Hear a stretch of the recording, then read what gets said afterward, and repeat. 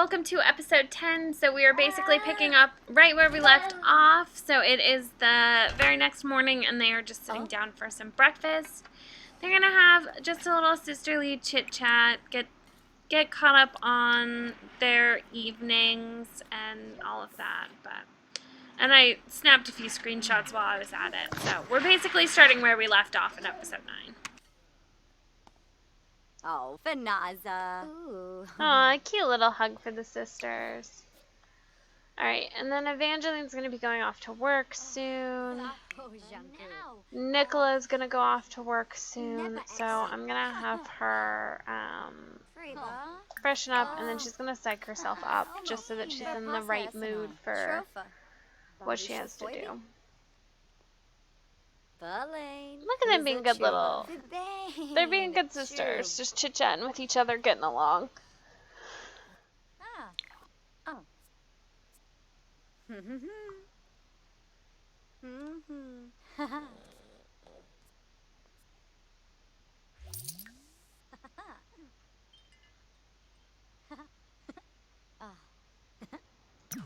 I always like her paintings. I like the paintings in this game. They do a really good job with them.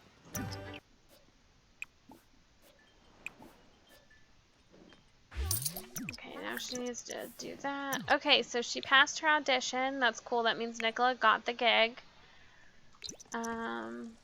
Evangeline, you need to use the bathroom. And then why don't you go ahead and serve lunch? You can go ahead and make some fish tacos, I guess. Now Nicola needs to use the bathroom.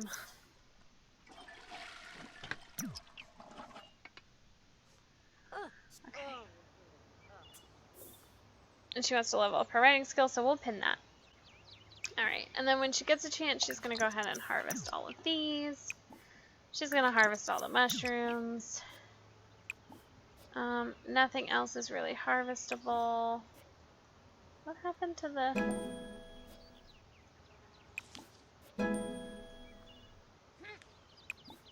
then she's gonna change into her beekeeper suit. Nope. Wait, didn't we have a tree here? Oh, the tree's still there. It just disappeared. Okay.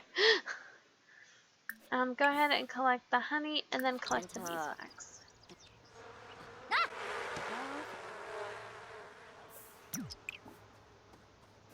Alright.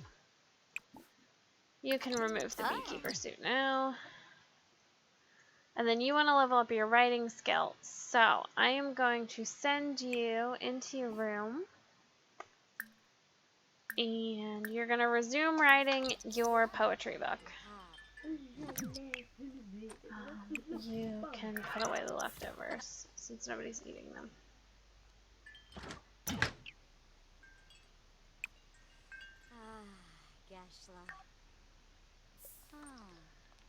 And then I think you're going to invite some friends over again.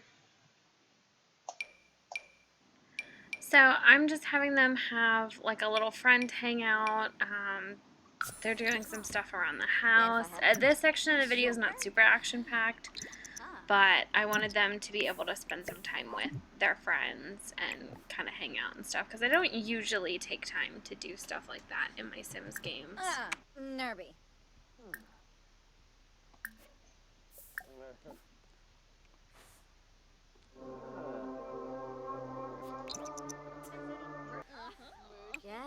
Okay, so she once again probably didn't finish writing her book. It's weird. She wants to do writing things, but then she doesn't do them. Okay, she's just gonna go have a deep conversation with her.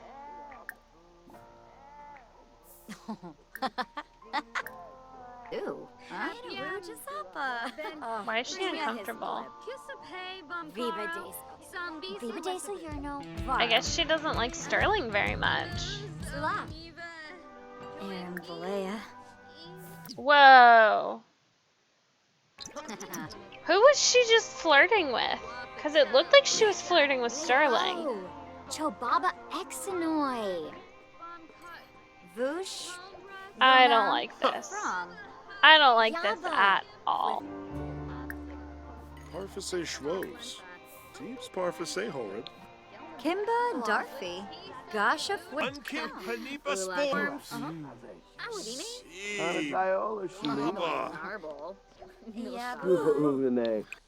Alright, so she's gonna go ahead and go to sleep.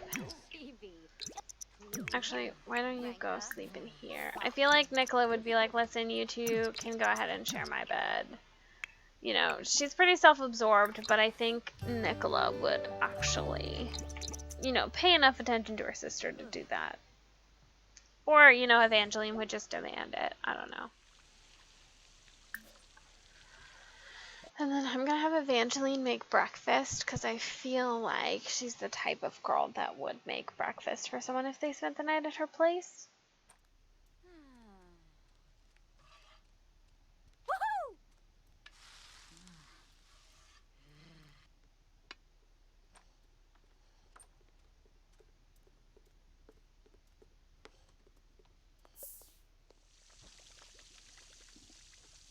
Alright, so if you hear any noises in the background, it's just my husband and my son. So, I'm gonna try and keep it muted though, because I don't want my husband's audio to affect this video. Okay, so it doesn't look like too much has happened. I was cooking dinner, so I didn't see. Okay, so Memorial Day is starting tomorrow, which is the day that I put on the calendar for them to be able to remember the people that they've lost. So that would be their parents. I mainly just have her cleaning up. She wants to get engaged to Elizabeth. I guess we could go that route for Evangeline. I just feel like it's a little soon, but if that's really how she's feeling, we can plan something. We can figure it out.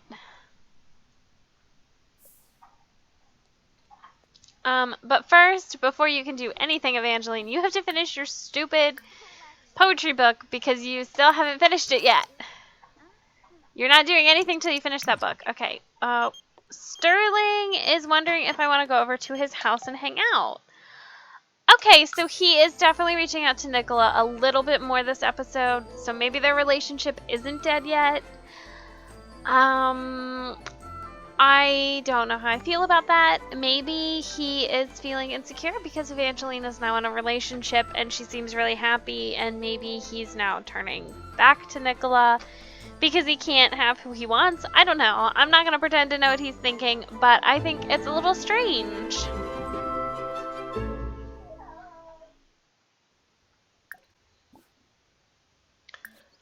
So we're going to talk about it. What? We're going to share Talk Like a Pirate Day. Polanite. Cirque. Yermish. My My boo. Grix. And then I'm going to have her serenade him just Meepew. because she can. Quimba. He bow. She's sad Fidua again. ya She's biba always squadza. sad. Oh, it's time for her to go to work. Okay. I'm going to go ahead and switch control to Evangeline and let Nicola go to work. I don't really know why Evangeline won't just sit and write the poetry book. I'm wondering now if it's a glitch or something getting in the way, because every time she sits down to write it, she'll write for like seconds, just like a few sim minutes, and then she like wants to immediately read a book or do something else. So I don't 100% know why she's doing that. So yeah, super fun.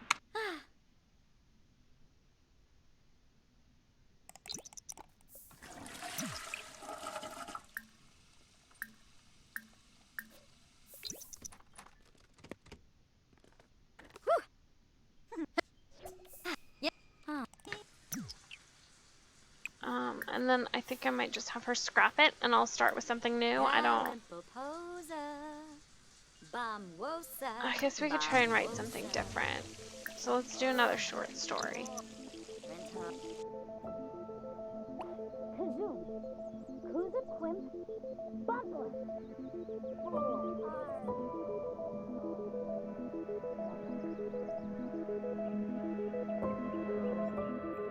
Nicholas and Phaedra Jung were the ones to watch. They were the top socialites of the Del Sol Valley, but Nicholas was cruel. Nicholas was a high-level, high-profile movie executive. He got his wife through coercion and lies. Nicholas made Phaedra believe that the only worth that she had as an actress was due to the grace of himself. He never wanted her to realize that her talent would mean that she would be successful no matter where she went. And so this is how he kept his wife. But Phaedra didn't understand that she was being coerced. And so she did everything she could to keep her husband. She knew that she needed to turn a blind eye to his cheating, to all the flirting, to all of the affairs, and all of the illegitimate children along the way. She did what she had to do to survive, and for that, I can't blame her. But I wish that she would have realized that she was worth more than what a man thought of her. Together they had one child. Her name was Nicoletta.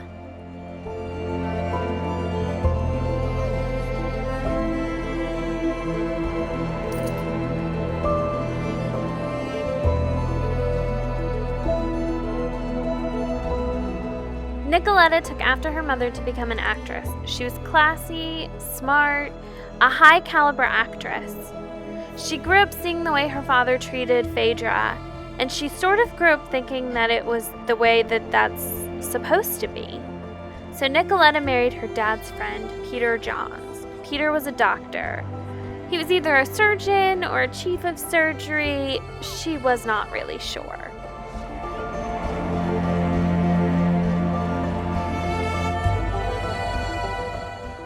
He was never around, he had several affairs, and he just seemed to only want her connections to her fellow actresses. One night, Nicoletta decided to get pregnant by forgetting birth control. She thought it would be enough to keep Peter at home. It just made him colder and more distant. Nicoletta raised Nicolette alone. Nicolette grew up narcissistic, self-absorbed, and a flirt. She married Steve Parker, the kindest boy that she grew up with. She had all the toxic traits of her father and all the worst traits of her mother. She married Steve thinking that it would be a quiet life.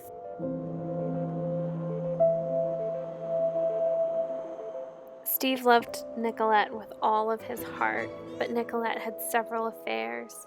She couldn't seem to stick with one person, just like her father. She tried her whole life to please a man that wanted nothing to do with her, and in the end, she just turned out to be like him. One night, she got pregnant with Steve's baby. Luckily, Steve wanted to be a father, but Nicolette wanted nothing to do with the baby, so she kicked them out, and Steve raised Nicole on his own. Nicole was our mother.